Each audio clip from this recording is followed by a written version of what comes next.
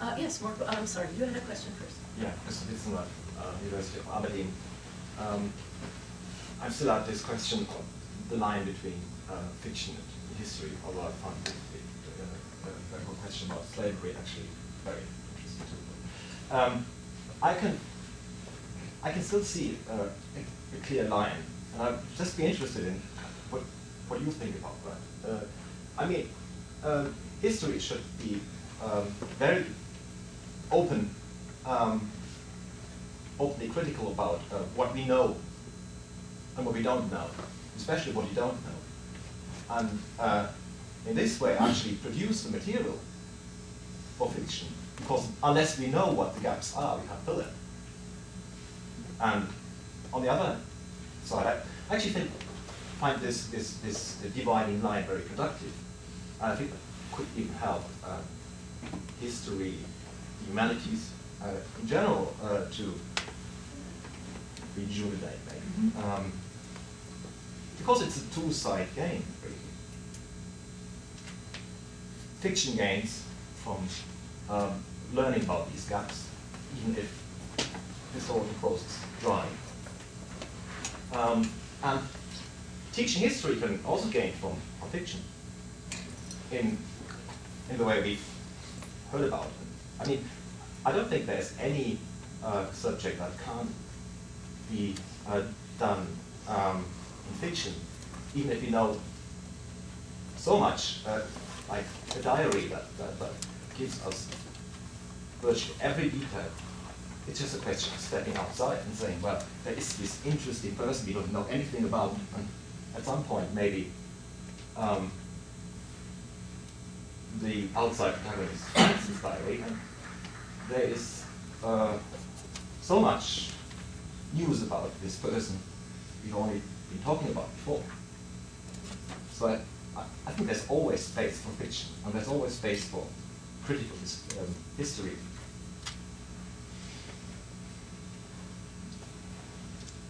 No, I mean, I agree with that. The idea, I mean, it certainly makes me think, I'm admiring the thought of historical.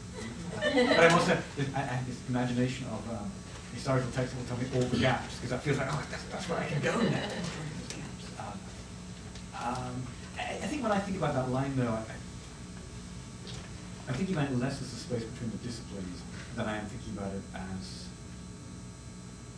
and I may have misresponded to the question in the past, but I'm thinking about my actual practice of where can I depart from the historical record, where can I depart from what's known. Less in terms of can I depart by rejecting something that is known, but I suppose it goes back to that, it's a line of Hemingway's, right? You can leave out everything you know, one of his suggestions for the economy of a short story. My problem, I think, when I'm writing historical fiction is I don't know what I know, and I don't know what I don't know in some ways as well. So that's why where it becomes problematic. It puts me in mind of, you know, when Don mentioned that all historians are frustrated novelists, it made me think that all novelists are frustrated novelists.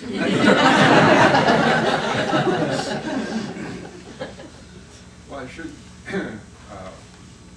say, in addition, Christoph Witzenrath also contributed to the portraits of, I didn't see you earlier when I was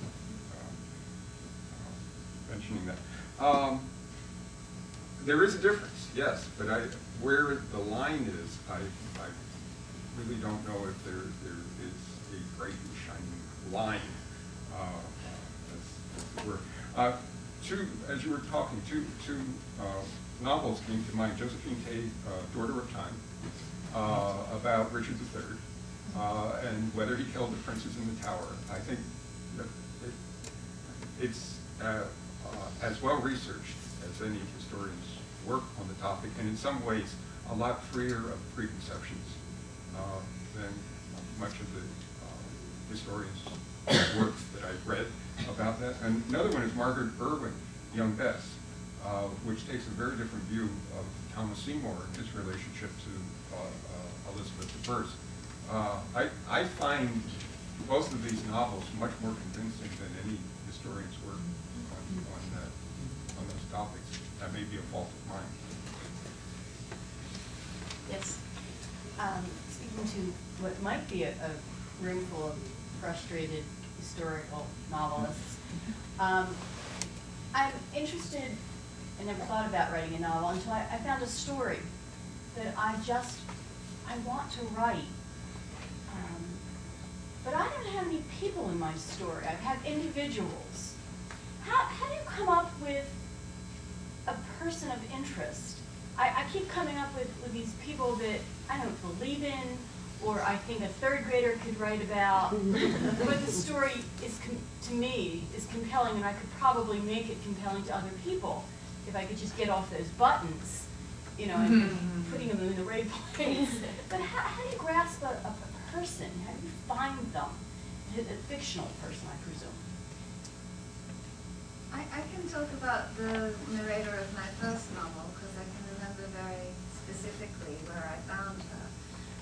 This is the novel that's set in 1665, where the small town of Eyam decides to quarantine themselves voluntarily rather than flee and spread bubonic plague into the surrounding communities. And there's very little written material from the village during that period, because these were illiterate dead miners and shepherds. And so all we've got are 3 wills and documents of that nature, and then 3 letters that the rector wrote that have come down to us. And in one of them there's this half a line. He's writing after the death of his wife, and he says, "Fortunately my maid continued in health, which was a blessing. Had she quailed, I would have been ill set." And so I thought, that's her, that's the voice of the novel, because she's part of the ordinary life of the town, but she's also in a position to hear what goes on among the leaders of the town. And so, but who was she? So I went back to see if I could find even a name of who the maid of the rector had been. Nothing, not a sausage, you know. Lives of domestic servants. So I had to make her up. And that was where I found the records of the courts of assizes very helpful, because that was where women of her class finally could be heard and were documented. And so I made her up according to that. And that's just a great way of finding the person, the lens through which the narrative is told. And then the question I think becomes, twofold. One is motivation. Why do they do what they do? But I think then the second step is, how do they feel about what they do? Right? Which, I think often motives do feel like they're part of potentially sometimes part of the historical record. Why has somebody done it? There may be even a record of that. How do you feel about what we've done? How do you feel about those actions? It might be more a space of speculation. But often, if there is record of that, you might not even trust the way people might describe the way they felt about something. So we can sort of get beneath the skin of that sort of as well. So it's that kind of, it's closing that gap between that gap in time between myself and another individual. I think there's a Project Life Course story to it too, where characters become, this is true in history too, right? The people you're working with become more real the more you work with them, and there's some kind of ineffable tipping point where you know more about what your character would say to you than about what your partner would say to you. So I wonder if part of it is just that you keep imagining and keep writing and keep hunting, and then they either take off or you need somebody else. But are your characters real to you from the get-go, or do you write into them and then they write back to you? They talk, the dead speak, and until they start speaking, then I haven't got anything. But mine do kind of accumulate. Yeah, that's it. So how does it accrete? When does that happen? I can't really put a finger on that, actually. That's a good question. I'm not sure, but they start telling me things, and you are almost transcribing it, because how they talk tells you who they are, and who they are tells you what they're likely to do, and that starts the plot in motion. And then it's just it's going, and I write very instinctively. I don't plan anything out. I write within an arc of a historical known story, so I usually know where it's going to end, and a few key markers that have to be hit along the way. Tolstoy said that Anna Karenina took on a life of her own, and he just started following it. When? Yes. Yeah, I've been trying to think of titles of books that I could throw out that none of you have heard of, because so many, not yours, but so many of the books you've been mentioning I've never heard of. So I feel that it's like disadvantage being the historian, one of the historians in the room. But you know, the conversation made me think of microhistories. Giovanni and Lusana, or the Burgomeister's Daughter, or even Return of Martin Guerre. These really fabulous small stories, because they in many ways sort of put in the front burner the question you're asking, Christophe, which is, you know, where's that line? Because I imagine that an historian, or a historical novelist, would approach that same material, extremely rich material, on a specific person or biographical moment in their lives, would have approached it very differently. I think the book, in the end, perhaps been very different. Which then made me think that, and this is where I'd like to sort of hear what you had to think, that even if the methodology is different, and even if the book in the end is different, the audience in some ways is different, historians who have the documents in their hands still have to imagine the past. And in those three books, where you have a very narrow episode, richly, from a historian's perspective, especially the period, wonderfully documented. You can't get better documents than these for these three episodes. And yet, when you read the books, there's so much imagination going on. So many of these holes being plugged, as you put it. Makes me think that, in some ways, there is a very strong line. I appreciate what you're saying. You were saying about the differences between academic writing history and writing novels. Still, you're doing much the same thing. Are we all doing the same thing? We're imagining the past based on some source base.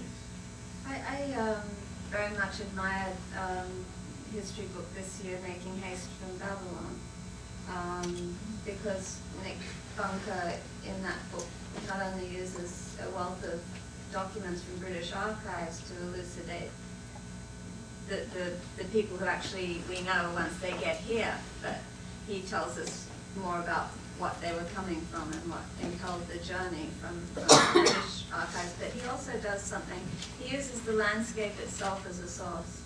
And I love that. I mean, he goes and looks at the geography of every single place that he writes about and says, what does that tell us? What does it tell us about how they saw the harbor as they left it, and the beaver populations, and what the river was like? And I love that idea of the landscape in which history was enacted has resonance for us as storytellers too. Martin Guerre is such an interesting case because there's debate on both sides, right? There's Natalie Davis talking back to the film, which I think is as magnificent an exercise in visual history as I can conceive of. I love that movie. And then there are less hermeneutically interpretive historians than Natalie talking back to the book. And they're all doing their own archival thing and pursuing their own truth. I mean, I think it's still as magnificent a book as I can remember reading. And the thing I'm flashing on that I no longer have the kind of memory that I used to recall is the dedication that Davis's husband wrote, not for Return of Martin Guerre, but for her volume of essays, the pioneering 1975 volume, Society and Culture in Early Modern, Women in Society in Early Modern France, Women and Culture in Early Modern France. It's a poem that Chandler Davis wrote about longing. She longs for you across the shore. She hears your voices. You never answer. I think that book, like much good fiction, historical and not, comes from a place of longing. And maybe we go different places with our longing. Natalie Davis goes to the archives and has written in many contexts about taking longing to the archives. But the place of longing is someplace that we all start.